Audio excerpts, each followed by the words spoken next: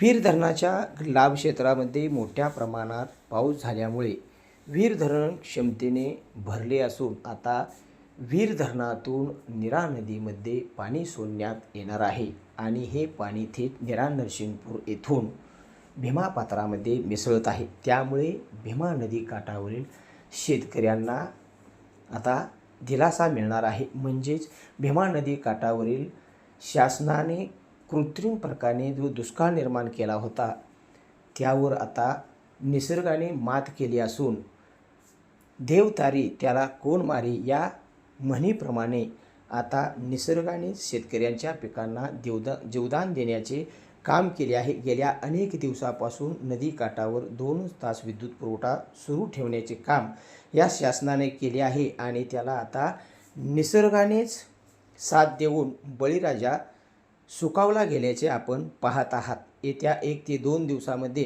भीमा नदीपात्रामध्ये हे पाणी आल्याने शेतकऱ्यांची जळू लागलेली पिके ही आता हिरवीगार होणार असल्याचे आपल्याला पाहावयास मिळणार.